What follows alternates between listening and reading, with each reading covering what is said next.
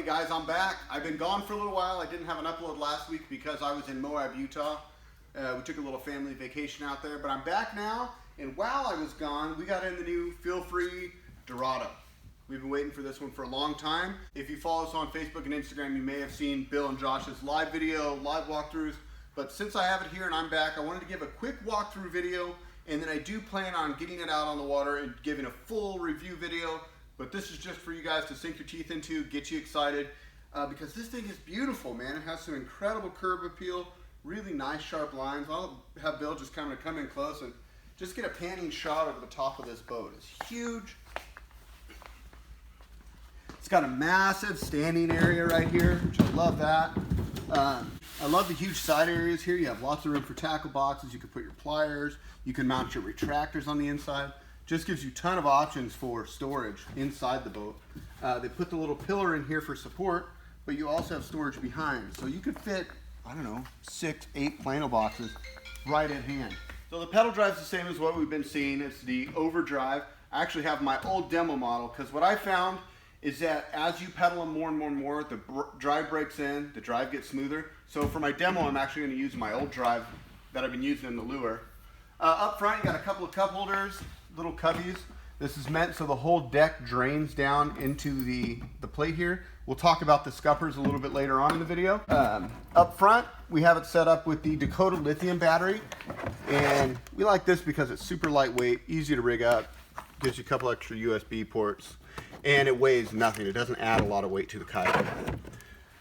This will be the same spot where you can add your motor head unit. The motor will go in here. The controller will live in here, and then you can wire it all up to the back battery. We'll go over that in some more detail. And the motor heads are on their way. I should have those in by next week.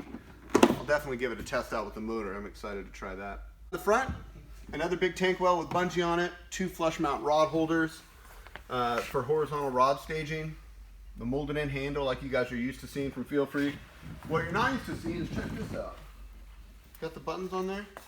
Turn the navigation lights on the front. So it comes standard with navigation lights, which is super cool. Navigation lights, interior lighting, and it all is run off this control panel right back here. So in the back here, it has a huge space for a Group 24 size deep cycle battery.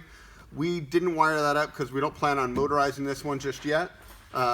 So you can actually run a battery for your fish finder as well as a secondary battery system for your motor. Here you got your control panel with your USB chargers, 12 volt power, and then your lighting control right there on the deck.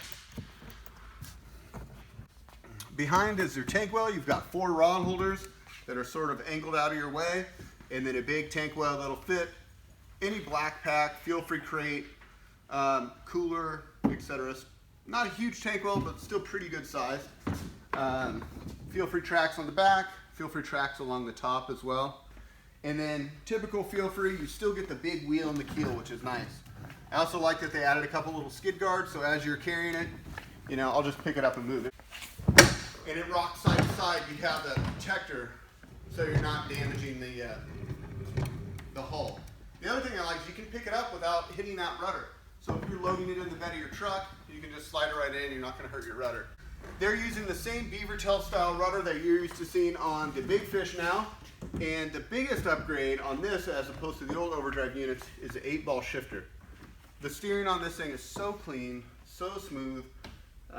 Really looking forward to getting this on the water and kind of seeing how it does, because that was sort of the complaint about the lure retrofits, is that the retrofits felt a little stiff, a little less intuitive. This one is just left to go left, right to go right, and super, super clean on how it functions.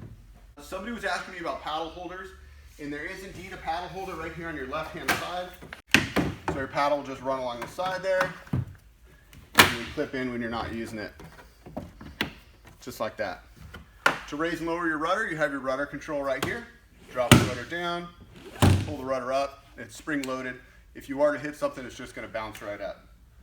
Other adjustments in ergonomics is you got your seat adjuster, it goes forward and backwards, same as what they had before. The biggest upgrade is the new seat. You guys, they added another 7 inches to the top of the gravity seat. So when you're sitting in here, I mean, I'm 6'2", and it goes all the way up to my shoulder blades. The other thing you'll notice is with my seat scooted all the way back, look at all that leg room I have. I've got an open standing platform in front of me, so if I want to strip line or just stand and move about, that's one of the things I like about the Hobie Pro Angler, is that you can move about. We get that same ability here with the overdrive because the way it hinges and drops down in the water.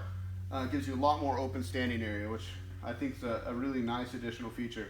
Another thing that makes the Dorado really unique is the hole design, as well as how they have the Transducer Mount set up. So check this out. All the holes on the whole boat drain out through this one gigantic scupper hole. And so what happens is basically there's a whole bunch of channels that go underneath the foam deck, and they all lead to this one big hole, and it's got a flap, so it doesn't allow water in, it just allows water to drain out. Also, huge transducer mount. And the way this mount works, I'll show you on top, but it's adjustable. Got a little screw knob, and you can drop your transducer down below so you can take advantage of that full side scan unit that you might want to be running. And then when you're done, you can drop it back in and have it nice and flush with the hull of the boat. The other thing you'll notice is a super unique hole design. This is called a cathedral hole design, similar to what you guys saw on the Big Fish, but a lot knifier entry in the front, a little bit flatter in the back, which means the stern of this kayak is going to slide on top of the water as opposed to gripping, which is really what you want in a pedal drive because you want that rudder to do all your steering. So it should handle really well. Again, I'll get this on the water and give you guys my thoughts here shortly.